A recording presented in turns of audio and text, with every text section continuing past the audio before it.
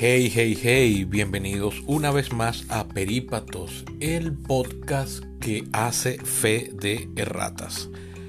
Porque este capítulo va a ser básicamente una serie de pequeñas pero importantes y significativas correcciones o agregados, si se quiere, al capítulo de la semana pasada, donde hice un análisis de lo que está sucediendo en Afganistán en este momento, en las últimas semanas del mes de agosto, la segunda mitad de agosto del año 2021.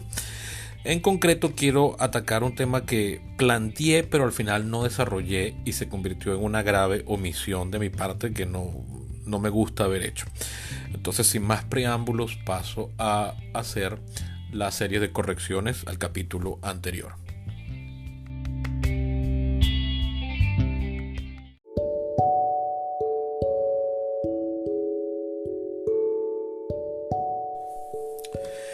Bien, las primeras series de correcciones son cosas menores y sin verdadera importancia. Un par de correcciones geográficas en el capítulo anterior mencioné que el valle del Panjshir, que es donde se está fraguando una resistencia a los talibán, a donde se fue a refugiar el vicepresidente Amrullah Saleh, quien está pretendiendo desde ahí liderar una resistencia. Yo había dicho que era al sur del país. No, en realidad es al norte. Es la puerta al norte, en el centro norte del país, en lo que sería la entrada de la zona que los talibán nunca pudieron conquistar en los años 90. Es un valle, como su nombre indica, que está a unos 150 kilómetros al norte de Kabul. Lo otro que también, un pequeño error geográfico que había cometido, es decir que Bamiyan o Bimiyan, donde se encontraban las estatuas de Buda que fueron destruidas por los talibán en marzo de 2001, era una región al este del país. En realidad es en el mero centro norte del país, incluso está al oeste de Kabul. La ciudad de Kabul es una ciudad cercana a la frontera con Pakistán, que es la zona más poblada y desarrollada del país, en un país que prácticamente no tiene mayor red de comunicaciones, ni de infraestructura, ni de industria, así que eso desarrollado entre comillas, ¿ok? Y luego unos datos extras que no tienen mayor tampoco importancia, pero que creo que le puede interesar. La famosa foto de la niña afgana, que es como se la conoce, fue publicada por la revista National Geographic como su portada, no en 1980, como dije en el capítulo anterior, sino en junio, el número de junio de 1985. La foto la tomó el fotógrafo Steve McCurry en el año anterior, en el año 84, en un campamento, eso sí lo dije bien, de refugiados afganos en Pakistán. Y el nombre de la niña, que había nacido en 1972, o sea, entonces tenía apenas 12 años, es Sharbot Gula. El famoso documental hecho por National Geographic, donde hacen la investigación para ver si todavía sigue viva, fue publicado por televisión en marzo de 2002 y luego fue tema central de la revista en el número siguiente, abril de 2002. De hecho, Sharbot Gula es la única persona que ha sido portada de National Geographic en 3 oportunidades en su siglo y un tercio de historia. Luego, bueno, esto es por las correcciones menores que quería hacer, que como no son de mayor relevancia, pero la que viene a continuación, al regreso de la breve pausa comercial, sí es una corrección importante que creo que fue una flaqueza que quedó en el capítulo anterior.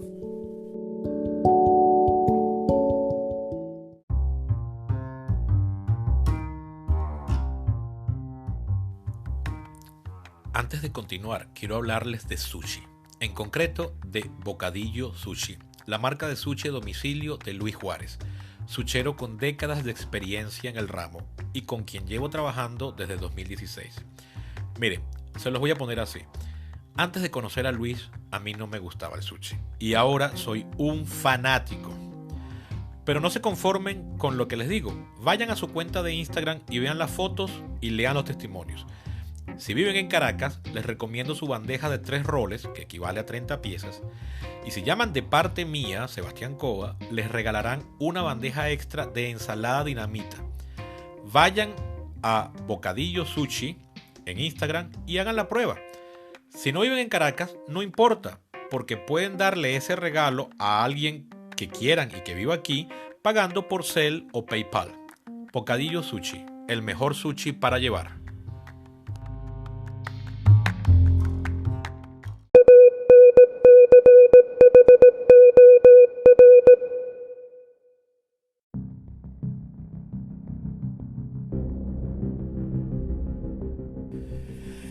Bien, en el minuto 52 del capítulo número 69, es decir, el capítulo anterior, yo dije que las imágenes de Kabul siendo evacuada por las tropas americanas recordaba la caída de Saigón en abril de 1975 y llamaban a cuestionarse por qué la estrepitosa caída de la ciudad y lo aparentemente caótica de la salida de las tropas de la OTAN, por qué había sido posible, por qué se parecía tanto a Vietnam, si la comparación era válida, y qué estaba detrás de eso, y en todo caso qué culpa tenía la administración actual, que es la que le tocó ejecutar. Yo, hacia el final del capítulo, yo decía que la culpa es de todos y es de nadie al mismo tiempo, porque hay demasiadas personas, grupos, poblaciones y países involucrados en que los talibán estén volviendo al poder después de 20 años. Y bueno, yo decía que tienen mucha culpa las 4 administraciones presidenciales de los Estados Unidos, los 4 gobiernos desde 2001 para acá, el de Bush hijo, el de Obama, el de Trump y el de Biden, pero yo era de la consideración que el de Biden es el de menor responsabilidad, que en todo caso le está tocando ejecutar una decisión firmada por el gobierno anterior. El gobierno de Trump en febrero de 2020 acordó con los talibán el fin de la guerra y salirse del país, los Estados Unidos salirse de Afganistán sin ninguna condición, exigiéndole ninguna condición a los talibán y de hecho cumpliéndole a los talibán algunas exigencias de estos.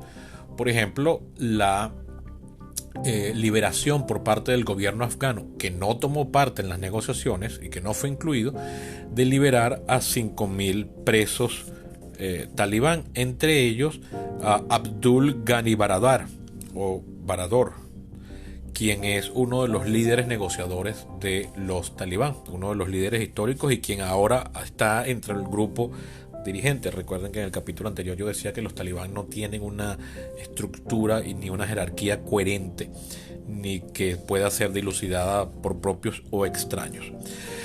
Bien, yo planteo eso en el minuto 52 y luego me pongo a hablar de otras cosas y para el minuto 53 o 55, perdón, estoy saltando a otro tema y no respondí a esa pregunta. Y eso me pareció muy grave porque es un tema muy importante y que ha generado cierto debate y por lo menos a mí en particular, con un buen amigo y colega que está ahorita residenciado momentáneamente en los Estados Unidos, hemos estado hablando o intercambiando opiniones muy por encima, pero lo hemos estado haciendo en el transcurso de la semana desde el último capítulo hasta este. Y bueno, la comparación con Vietnam. Vamos a ver, el día anterior a que yo publicara el último capítulo, es decir, el domingo 22, hubo una entrevista en un canal americano, ABC, entrevista que yo no vi, pero que leí ahorita el resumen esta semana, hecha a Lloyd Austin, quien es nada más y nada menos que el secretario de Defensa de los Estados Unidos. Y en esta entrevista Lloyd Austin dijo lo que hasta ahora ningún miembro del gobierno, ni siquiera el presidente, había admitido, que es que nadie fue capaz de predecir la caída tan bárbara del gobierno afgano en solo 11 días. En sus estimaciones, ellos pensaron que el gobierno afgano, que contaba con más de 300.000 efectivos militares, con equipo de primera y que llevaban 10 años siendo entrenados, iba a poder resistir algún par de años y en el peor de los casos unos meses, con lo cual la salida de los americanos y del resto de las tropas de la OTAN iba a ser efectuado mientras la ciudad estuviese aún controlada por el gobierno afgano. Pero eso no fue así y el gobierno cayó en 11 días. Ahora, la pregunta es, ¿cómo es posible que ellos no lo pudiesen prever? Mira, Dicen que no, que ningún grupo de inteligencia lo previó. Esto no es primera vez que pasa. De hecho, esto pasa constantemente y la historia está plagada de efectos, de errores de cálculo como este. Por ejemplo, en enero de 1989, ningún sovietólogo de los que estaban en la nómina del Departamento de Estado y el Departamento de Defensa de los Estados Unidos previó que apenas 11 meses después el muro de Berlín se iba a estar cayendo, el régimen comunista de toda Europa Oriental iba a retroceder y que eventualmente 2 años después la Unión Soviética se iba a desarmar por implosión. Nadie de los analistas del Estado, del Departamento de Estado y el Departamento de Defensa lo predijo.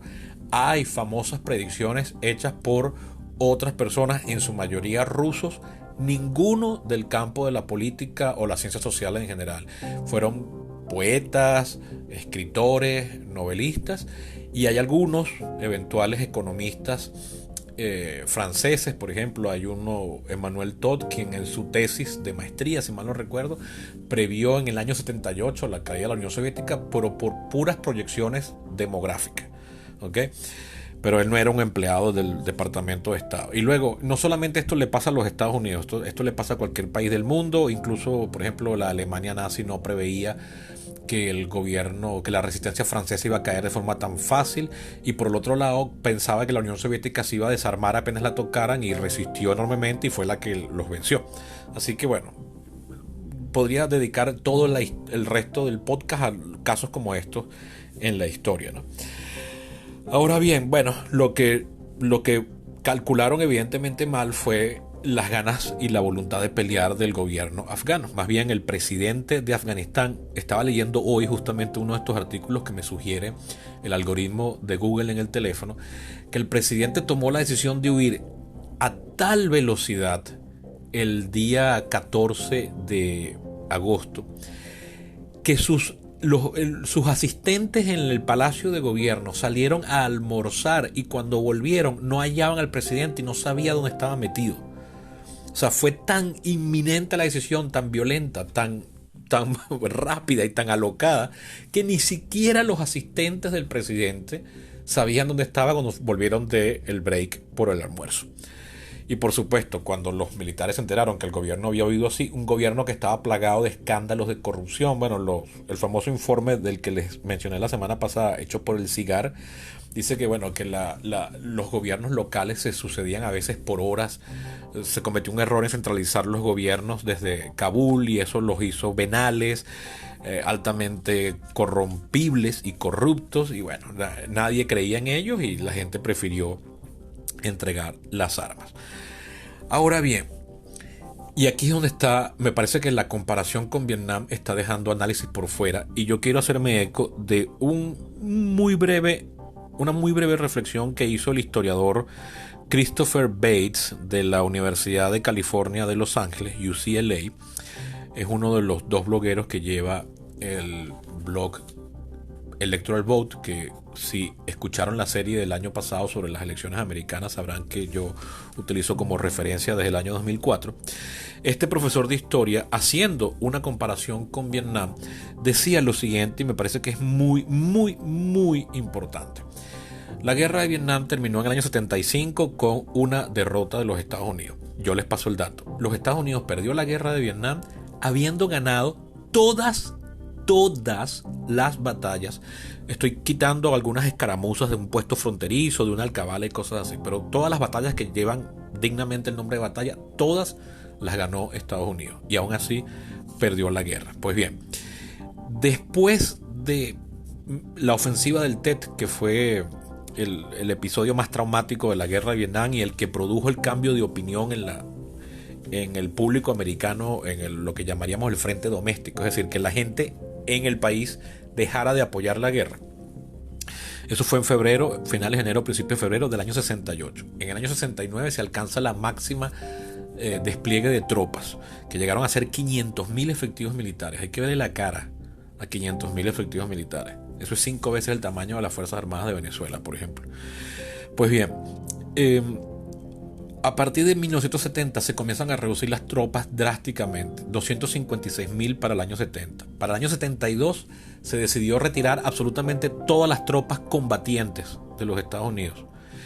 Ese año se concluyen las negociaciones de paz secretas entre el gobierno de los Estados Unidos y el gobierno de Vietnam del Norte a través de las negociaciones de el entonces consejero de seguridad, que luego sería secretario de Estado de los Estados Unidos, el famoso Henry Kissinger, y el ministro de Relaciones Exteriores de Vietnam, Le Duc Tho. Esas negociaciones se hacen públicas en diciembre del 72. La paz se firma el 27 de enero de 1973 en París. Ese acuerdo de paz le valió el Premio Nobel de la Paz a ambos ministros en diciembre de ese año. Le Duc Tho lo rechazó, decidió no aceptarlo porque decía que la guerra seguía. La guerra todavía continuó 2 años más. Ya los Estados Unidos no tenían ninguna tropas para operaciones terrestres, solo ocupaban ciudades costeras y solo hacían operaciones de bombardeo y apoyo logístico. Y sin embargo, aún así, con todos los premios Nobel, tomaron 2 años, y todavía en abril de 1975 la retirada de los funcionarios americanos fue caótica, fue un desastre. En aquella oportunidad estaban tratando de garantizarle visas a 120.000 aliados survietnamitas. Eso fue un desastre, no las pudieron entregar todas y quedó para la historia esa famosa imagen del helicóptero huyendo al mediodía de el 30 de abril de 1975 del techo de la embajada. Es una de las imágenes que estoy poniendo de cubierta de este capítulo si lo están oyendo en cualquier plataforma que no sea Apple Podcast. Pues bien, esa imagen la han comparado con la imagen igual, que es la que van a ver a la derecha de la cubierta, del helicóptero huyendo del techo de la embajada de Kabul, un edificio mucho más grande, por cierto, que el de la embajada americana en Saigón. Fíjense, a lo que voy es que la retirada de las tropas americanas en Vietnam tuvo muchísimo más tiempo para ser planificada. El proceso de visas tuvo mucho más tiempo para ser procesado, y aún así aquello fue un caos y quedó para la historia y traumatizó al país. Hoy en día, para cuando yo grabé el capítulo anterior, yo dije que si no hubiesen tomado Kabul, quizás los Estados Unidos hubiesen podido retirar del país a los 80.000 afganos a los que les prometieron darles visas y llevárselos, pero que lamentablemente yo creía que no iba a ser capaz. Bueno, resulta que para el momento que estoy grabando este capítulo, en la madrugada de hoy lunes, día que publico, ya los Estados Unidos han logrado retirar a más de 100.000 personas, casi todo el personal americano en Afganistán y casi la totalidad de los 80.000 afganos que le prometieron sacarlos del país. Quizás no son todos exactamente, pero sí han logrado sacar un gentío. De hecho, el gobierno el jueves o viernes de la semana pasada activó el famoso proceso que se llama Civil Reserve Air Fleet, que es una ley de los años 50, de 1952, solo es tercera vez que se aplica, que le permite al gobierno pedirle a las aerolíneas que le den aviones civiles para sacar personal en una situación militar. Le dieron 18 aviones de 6 aerolíneas, o sea que calculo que son 3 por aerolínea, con lo cual han logrado sacar, y hablaron con los países aliados para sacar a esa gente y ponerlos en países receptores momentáneos para no tener que hacer vuelos de larga distancia. Entonces los están poniendo en Qatar, los están poniendo en Alemania y en algunos otros países aliados de los Estados Unidos. Es decir, han logrado sacar un gentío, a pesar de lo que han estado diciendo las últimas 2 semanas los periodistas acreditados en Afganistán, quienes han hecho una labor no muy responsable al estar confundiendo su opinión personal con los hechos que narran, porque han estado tuiteando en vez de utilizar los canales regulares para la publicación que pasan por las manos de un editor, cosas como ¿cómo es posible que los americanos vayan a sacar, el gobierno vaya a sacar a tal cantidad de gente? Simplemente no es posible. ¿Y quién es un periodista para determinar eso? Bueno, eso ha meritado críticas de otros periodistas que han acusado que los medios están haciendo una muy mala labor por dejar de ser fuentes de información, sino meras columnas de opinión, sobre todo a través de las redes sociales, que bueno, se han convertido en una plaga. Yo no estoy en contra de las redes sociales, pero sí admito que se han vuelto una plaga, sobre todo en situaciones caóticas como esta. Pues bien, lo que yo quiero concluir de esta idea es que, ¿qué sería una retirada exitosa? ¿Qué retiradas exitosas hay en la historia reciente? Vamos a quedarnos con el siglo XX. La retirada de Dunkerque es un desastre que milagrosamente resultó bien por el famoso misterio de que no se sabe por qué Hitler paró los tanques durante 2 días, lo cual fue crucial para que los ingleses pudiesen sacar a tiempo sus 300.000 efectivos de 400.000 que tenían desplegados en el norte de Francia. Bueno, la retirada de Vietnam, la retirada soviética también fue un desastre. Yo creo que no hay retirada exitosa. Y que, visto lo grave de la situación, la retirada está siendo menos desastrosa de lo que nos pareció al principio. Sí es cierto que el jueves de la semana pasada hubo un atentado terrorista en la puerta principal del aeropuerto. Murieron 13 efectivos militares americanos, muy triste, y murieron 200, casi más de 100, no sé si ahorita si llegan a 200 civiles afganos que estaban esperando haciendo cola para tratar de salir. Bueno, ha sido caótico. Se sabe ya que el acto terrorista no lo cometieron los talibán, que hasta ahora han tratado de honrar el acuerdo con los americanos de darles hasta el 31 de agosto, es decir, hasta el día de mañana, contando desde el momento en que estoy publicando esto, para retirar a todas las personas. Y bueno, se ha sabido que ha habido conversaciones secretas, bueno, secretas que duraron, el secreto duró como 2 o 3 horas, entre el director general de la CIA, William Burns, y Abdul Ghani Baradar, precisamente del que hablaba ahorita, que es uno de los grandes líderes talibán, soltado por el gobierno afgano el año pasado, por presión del gobierno americano. Y bueno, ha habido, entre otras cosas, para pasar la inteligencia, a llegar a algún acuerdo, no se sabe muy bien los detalles del acuerdo. Se ha sabido incluso, y esto escandalizó un poco a la gente porque sí, es una medida riesgosa, a mí me parece bastante riesgosa, pero no quiero juzgarla sin ver los resultados todavía, en la que el gobierno americano le dio las listas con los nombres y apellidos a los talibán de las personas, los afganos a los que ellos quieren sacar del país y a los que están comprometidos. Es muy riesgoso porque si al final no logran sacarlos, esta es la lista perfecta para que los talibán luego vayan a hacerles venganzas, torturas, meterlos presos o matarlos. Pero aparentemente los talibán han cumplido y se ha logrado sacar a un gentío. Y entonces, ¿quiénes hicieron los actos terroristas, la bomba del jueves pasado? Bueno, fue nada más y nada menos que el Estado Islámico K, el Estado Islámico Khorasan. Khorasan es el nombre histórico de la región en donde se encuentra Afganistán, el norte de Irán, parte de Pakistán, Turkmenistán y Uzbekistán. Es la región del antiguo imperio sasánida, justo antes de la conquista islámica de esa región. Entonces, bueno, como el Estado Islámico, el Daesh, le gusta pretenderse herederos del califato omeya o abasí, entonces llaman a sus diferentes regiones con los nombres históricos del periodo glorioso de los califatos islámicos.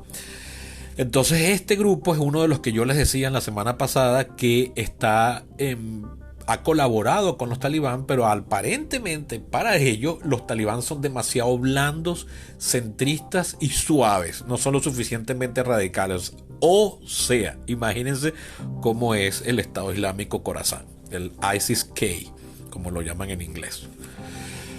Pues bien, se supo ya en la mañana del domingo o la noche del sábado que incluso con drones el ejército americano logró impedir otro atentado con bomba y que hicieron bombardeos de retaliación a los líderes de ISIS-K en el interior de Afganistán, algo que en el corto plazo termina beneficiando a los talibán, porque como yo les decía en el capítulo anterior, el talibán tiene una forma de gobierno muy endeble, con una estructura muy débil, no hay mayores leyes más que tradiciones, y además hay quien cree que incluso el gobierno talibán podría desmembrarse. Yo lo sugería en capítulo anterior, pero ahora vi que un profesor de Relaciones Internacionales del Macalester College de Minnesota llamado Andrew Latham publicó en The Hill el día 24 de agosto un pequeño artículo de opinión donde dice que es harto probable que el gobierno talibán se desmorone en los próximos años por un conflicto civil entre las diferentes facciones y tribus. Los talibán no son un grupo unificado étnicamente ni políticamente, ni tienen una jerarquía clara, ya se lo he dicho varias veces. Pues bien, entonces esto es la situación que está pasando y es lo que creo que me faltó en el capítulo pasado, que era necesario incluir en este. ¿Qué es una retirada exitosa? ¿Qué formas había de garantizarla? Vamos a suponer, por ejemplo, que se hubiese cumplido el plazo establecido originalmente por Trump de retirarse el 1 de mayo.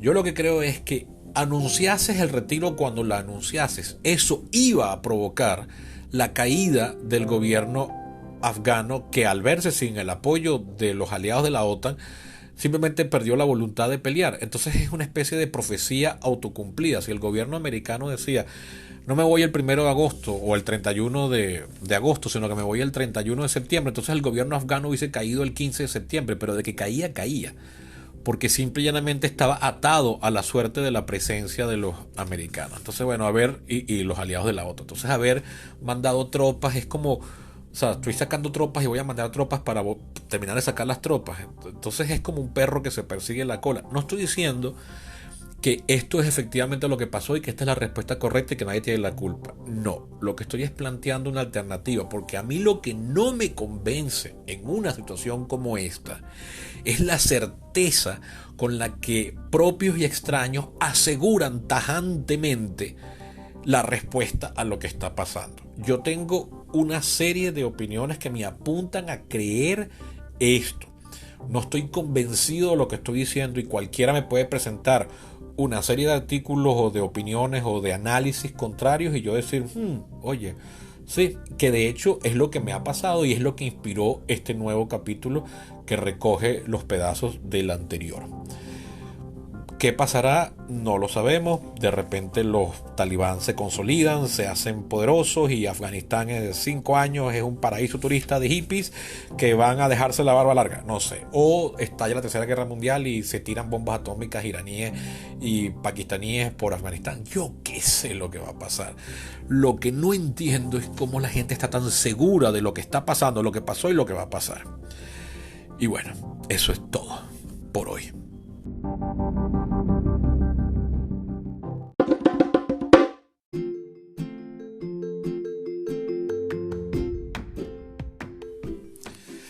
Bueno, eso ha sido todo por hoy. Espero les haya gustado el capítulo y les haya convencido el análisis. No es conclusivo porque yo rara vez me caso con alguna conclusión. Una cosa con la que sí estoy casi decidido a asegurar de forma conclusiva es lo de si esto va a significar plomo en el ala para Biden y los demócratas y va a significar el retorno de los republicanos a controlar el Congreso en las elecciones de noviembre del año 2022. En dos platos, no creo. Las derrotas o victorias electorales militares son muy mal predictores electorales. Si no, pregúntele a George Bush padre, bueno, ya murió, pero que al triunfo de la guerra del Golfo Pérsico, la primera guerra de Irak, tenía una popularidad por encima de 90% y sin embargo, eso fue en febrero de 1991, casi 2 años después, en noviembre de 1992, perdería la reelección contra un desconocido gobernador de un estaducho llamado Bill Clinton. Y lo mismo Reagan, que mandó tropas al Líbano a principios de los años 80 y sin embargo cuando le fueron mal las operaciones se salió de ahí y sin embargo Reagan fue el reelecto en 1984 con uno de los triunfos electorales más avasalladores y grandes en la historia reciente de los Estados Unidos. Las elecciones de noviembre de 1992 de 2022, es decir, las elecciones del año que viene, donde Biden no está en la tarjeta electoral porque es una elección legislativa, va a estar asignada por asuntos casi exclusivamente domésticos, si se logra aprobar la ley de presupuesto para un gran gasto en infraestructura, gastos luego en proyectos sociales como maternidad, ¿cómo se llama esto? Maternity leave, eso en español es el permiso postnatal de las mujeres, que eso no existe oficialmente en los Estados Unidos y hay un proyecto de ley de los demócratas para garantizar eso a nivel federal, etcétera. Esos son los temas que van a dominar la agenda el año que viene. Y el asunto de Afganistán va a estar básicamente superado, a menos que ocurra algún desastre, pero ya eso es un cisne negro, una cosa impredecible. Lo que puede suceder realmente es que caiga un meteorito, lleguen los extraterrestres o estalle un volcán en Kansas, cualquier cosa, es decir, equivale a eso, ¿ok? Bueno, sin nada más que agregar, esto ha sido el capítulo de esta semana, un adendum al anterior, por fin un capítulo corto entre comillas. Espero les haya gustado. Recuerden que Perípatos se apoya en sus oyentes que se reconvierten en mecenas. Pueden serlo visitando mi página en Patreon. Se escribe patreon.com/perípatos. Y también pueden ayudar, por supuesto, haciéndole llegar este capítulo y todo el podcast a aquellas personas que creen que lo puedan disfrutar o hallar interesantes. Hasta la próxima.